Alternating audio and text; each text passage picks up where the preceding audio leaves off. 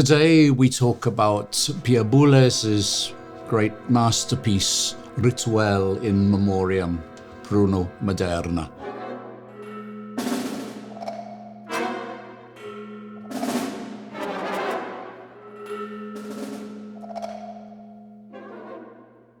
Yeah, so every now and then I will eat 1, 2, 3, 4. If you can catch me, great. Not only a great masterpiece, but a piece that you never forget after the first time you hear it. And that doesn't really matter whether you love it or not. It is so strong that it doesn't leave people. It's unforgettable.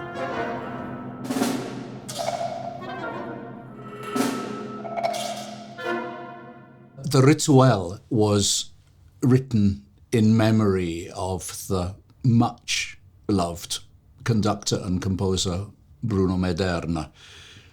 I mean, really somebody who was loved by everybody who came across, one of those kind of legendary people. When Maderna died, Pierre, somewhere underneath that, who's an amazingly emotional man, I think he felt not only had the first one of them gone, but it was like, okay, actually, this means 50s and 60s, and that kind of music is over. And so suddenly he was writing a piece that was really emotional and communicative and sounds a bit like Et Expecto with the gongs. We knew his music as often very violent, very elegant, a kind of music that was always surprising and always kind of knocking you off your perch. But this piece knocked us out for another reason, because it seemed to be astonishingly simple and deeply emotional.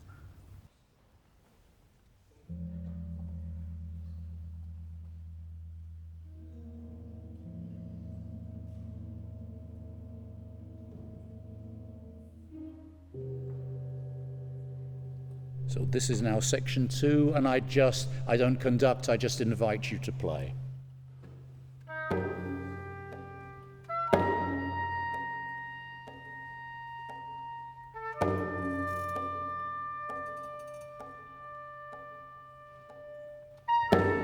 It was clear that he wasn't only writing a memorial for his dear friend, but also as though the death of this dear friend symbolized the end of a whole era. This after the war, 50s and 60s avant-garde. He was the first one of them to go. And I think Pierre realized that the world was going to change and the musical world was going to change.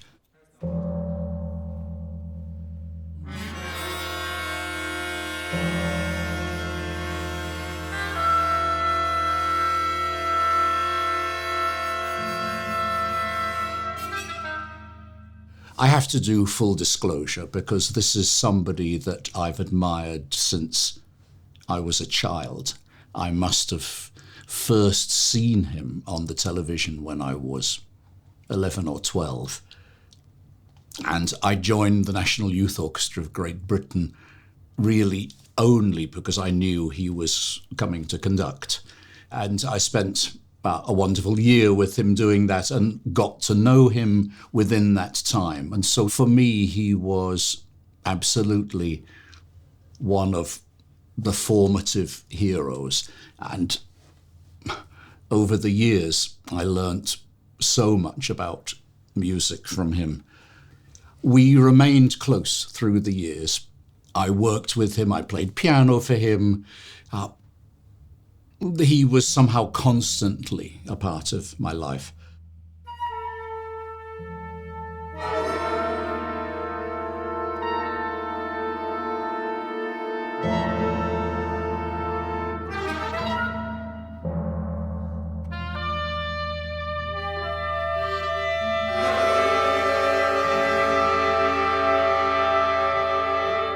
I mean, this is nothing to do with Maderna's very friendly, cuddly personality. It's nothing to do with his very lyrical Italian music, but it's a reaction to him and the loss of him.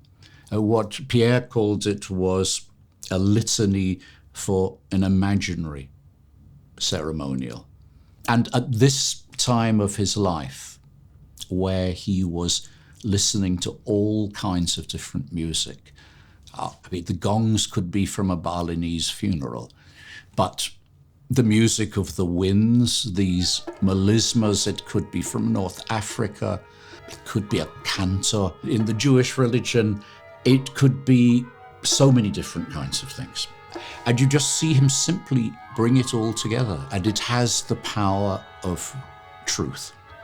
And however much Pierre tried to make it more complicated, at the basis of it, it is very, very simple and very direct. And because it repeats so much, which is something very unusual for Pierre, because it repeats so much, people get a kind of trance feeling with it, which is, I think, exactly what he was after. Whatever ceremony this is not a ceremony in the West. This is a ceremony from every other type of music from all over the world. When I first heard it, he had made the section with the ba-da, everybody played together. And so there was all the complicated music with all these, and then there was just ba-da and the gongs, and we were all knocked out because it was so simple. And when I came to do it, I was looking forward to that, and then I got the new score, and it had do-do, do-do, do-do, do-do, do-do. And I asked him, why did you change it? He said, it was much too simple. And anyway, one of the critics said, it's a crowd pleaser. And he said, so I had to change it. If I tell you how it works, maybe it's clearer. If you see on the stage, there is a group of gongs, and then there are 7 little different groups. This whole piece is 7. It's almost a rule of 7. And I think this comes actually as something as simple as the number of letters in the name Maderna, a magic number which will symbolize his friend. There are 7 responses, which is response in a kind of religious sense, which are gongs and chords. And there are 7 verses, which are like laments. First of all, with a single wind instrument and a tabla, and then gradually with more and more people.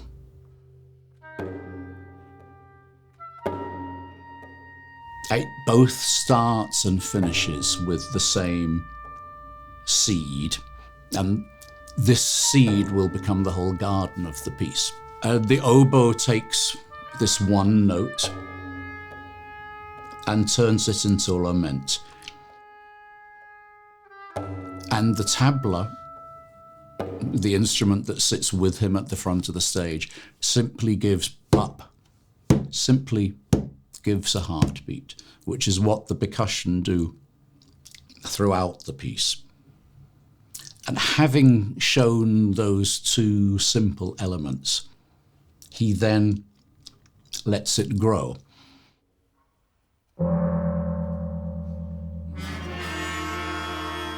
When you come to what is the second response, it is just the brass and the oboe and the gongs. And in a way, they're saying Amen and Amen. But at the end of it, they add a kind of little da-da-da-da-da, da-da-da-da, like throwing something into the air as though someone's soul is being lifted into the sky. Each time it becomes more complicated. There are more people saying Amen from more areas of the crowd.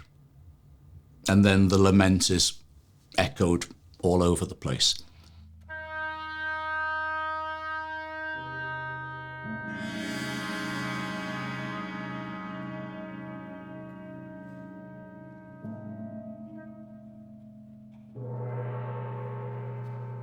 Now, what you hear as it becomes more complicated is instead of just one oboe and one tabla going ba-dum, different groups come. It can be three flutes and a percussion going ba-da-da-dum.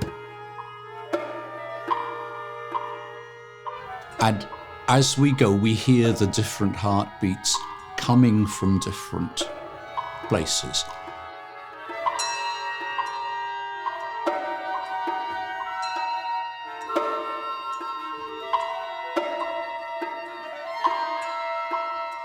When we first heard Pierre do this, everybody was on the stage quite close together, although in different groups. But then he realized that it was better the further away it went. Ideally, it would be almost round in a circle. In a hall like the Philharmonie in Berlin, that's perfect. Here in the Isar, we were at least able to put the two biggest groups right at the back. There were audience around and spread everybody out, because the more it seems to be coming from a crowd of people, the more it also sounds as though each of these groups are traveling. It's an interesting oral thing, because at the beginning you can separate when there's maybe 3 groups or 4 groups. You can hear all the instruments, and then the percussion just seems like a heartbeat in the distance. When there are more groups, you hear some of it, but then you begin only to concentrate on the percussion and you hear all these different heartbeats coming from different places. What is really hard for the percussionists is not to hear the others and try to play with it. Because the whole point is that a lot of the piece is chance. And so it will never sound the same twice, not in any way. Once we've got used to it, it's quite easy. 3, just percussion. And oh, yeah, good. Would you wait about 3 seconds in the temple block and about 5 seconds in the casse claire, so we don't all start at the same time? So, 3 and...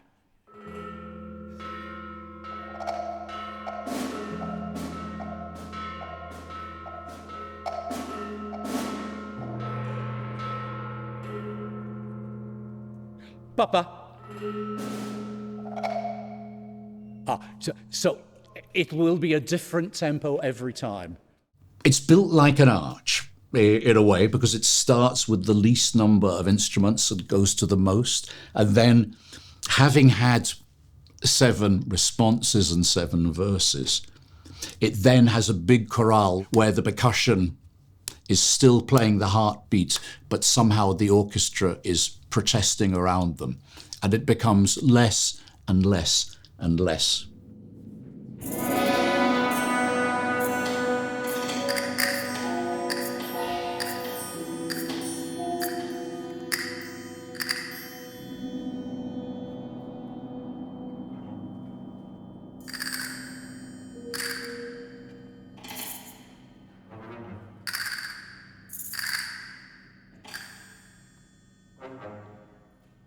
And the percussion begins to sound more and more angry.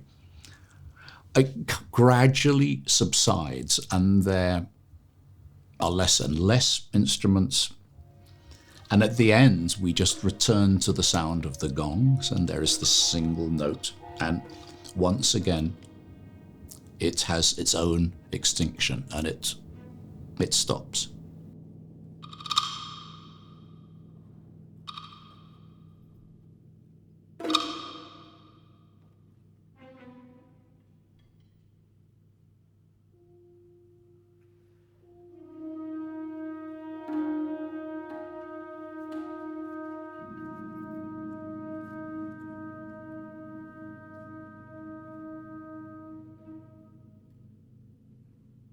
The sections where the winds play melismas, yeah, it's an invitation, and they play their own ya-da-da-da-da-da-da, and they live with their percussionist.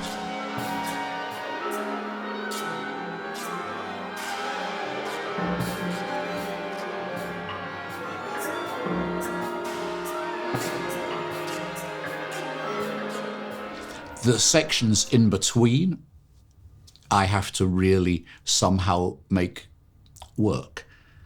And it's quite a memory thing. I mean, you can see here probably how he set up the instruments at the time he made this score. This is already different from the first performance, but with the people around, with these orchestras far away.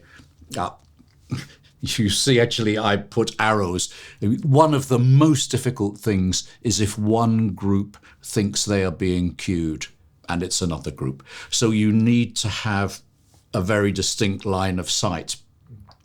And it takes a little while as a conductor to work out where everybody is. Oh, I love it. I bet you're going to show some bits where, where I made mistakes, which happens quite a lot.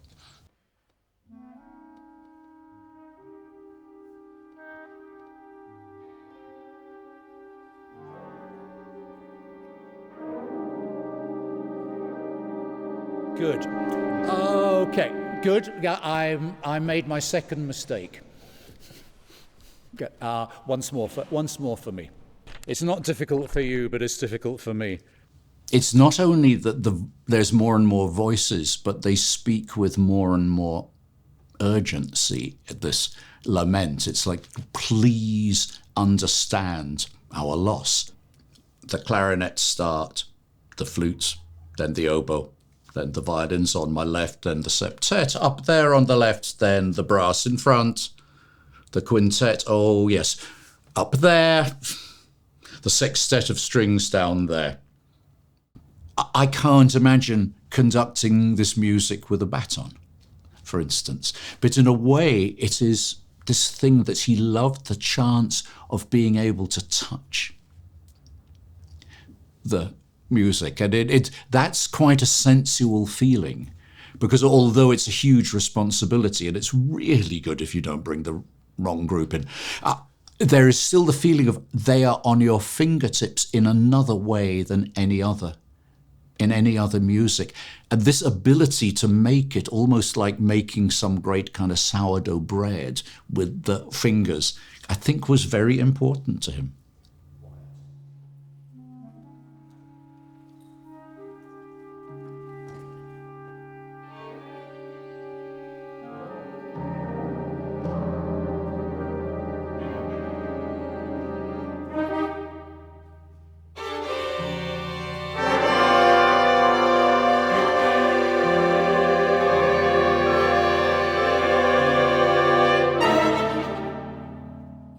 I mean, we should play you once what it sounded like when all those chords happened together. We made a recording of that. And I still think this was something very simple and profoundly moving, particularly since all the other sections had so much complexity. But Boulez, he really had all the scores and the material burnt. He said, it must not be stored anywhere. I do not want anyone to do my original version.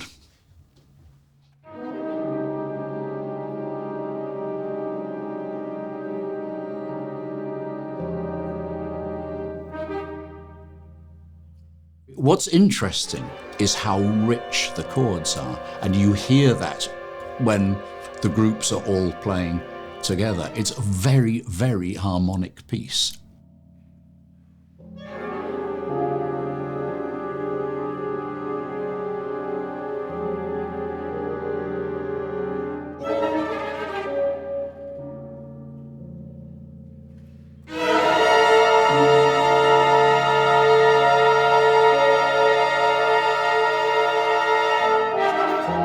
So that's what it sounded like. But as actually even you can hear there, one of the things we all have to sort out is distance. it's easy to play slow chord, but something like fast gunfire is more and more difficult, obviously, the further away it is. And that's something we really have to work on. And of course, there's just a simple mathematical things that the gongs play one tempo, and we have to fit it in there. I think section 13, the most complex, is worth hearing.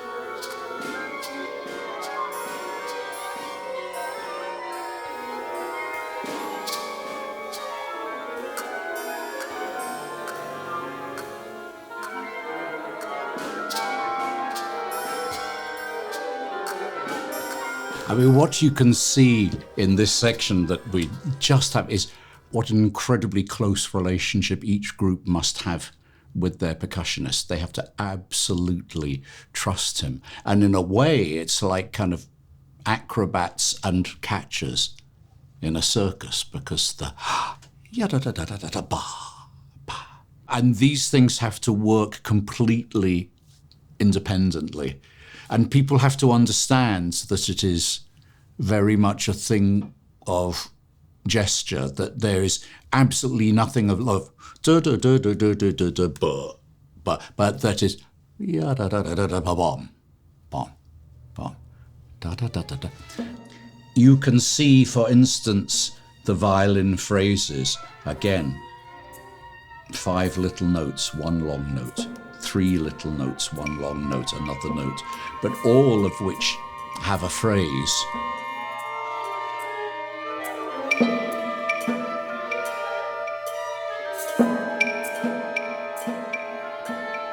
The important thing is it should always move forward. It should always be a dancing. This kind of gesture goes all throughout French music. I mean, you can start with Rameau, you go to Berlioz, you go to Ravel. He often writes this word fluide. It was also used in the French motorways for something that moves. When he was talking to me about his pieces, and also kind of Debussy, he says, "Oh, I feel of this like a fish which goes, it moves and then suddenly it stops." And he said, "Oh, I never tire of watching that." And so for me, it's to transmit to the players that, no, this is actually very emotional. Because they came saying, my goodness, this has to be so mechanical, doesn't it? And I said, absolutely not. It has to be wonderfully together, like a corps de ballet or like a group of swans going into the air. But it must not be mechanical in any way. It has to sound again as though this is really people doing it and traveling a distance. with it. It's often a problem that you come to music and you have to say, oh, this is not contemporary music, this is music.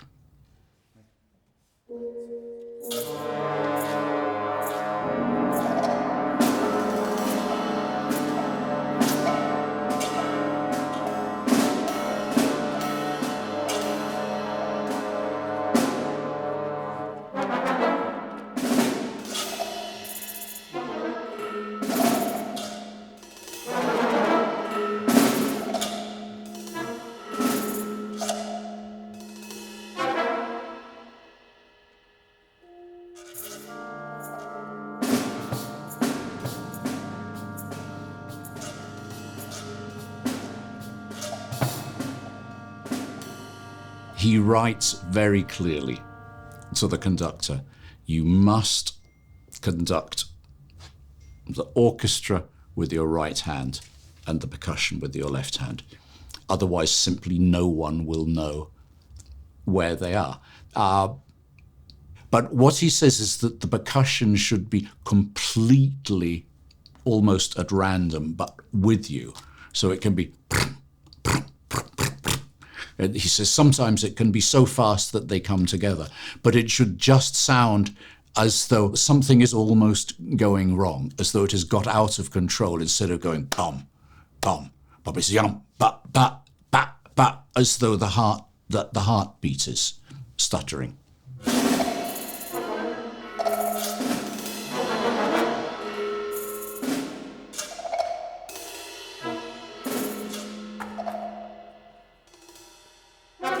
If you can do it kind of somewhere only a few levels below what Pierre did, then it really works.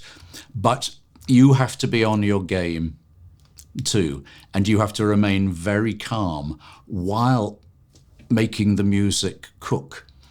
There is also a thing that this, after the first sections, where it's very clearly delineated, the last 7 sections, again, the rule of 7, this is quite long, and you have to find a way to make it go through. So, I mean, there's a lot of interpreting involved, but it's just a different type of interpreting from any other piece.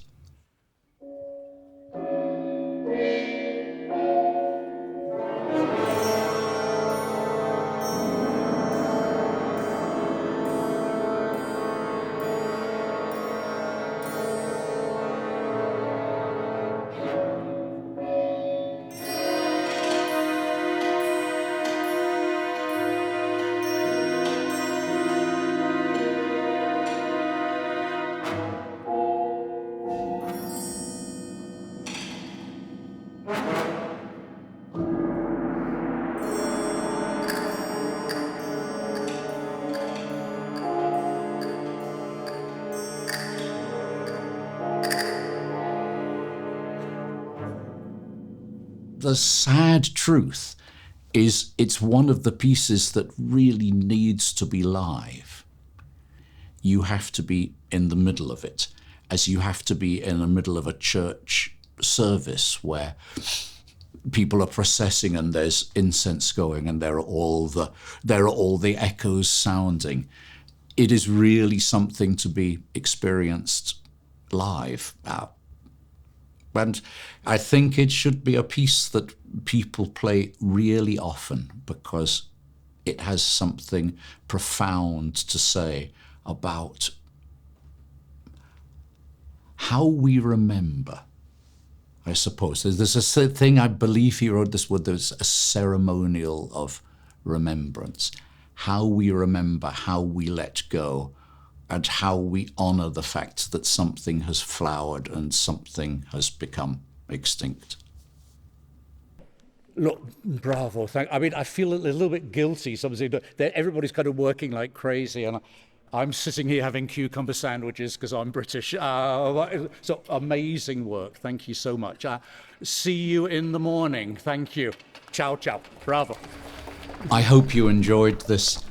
I hope you will feel compelled or interested to see more of the piece or to listen to the whole piece, if you press just there, you will find it. This is really worth it, and it's a journey worth taking the time to appreciate. It has a very particular type of massive calm, which is very unusual in any music. So maybe try it.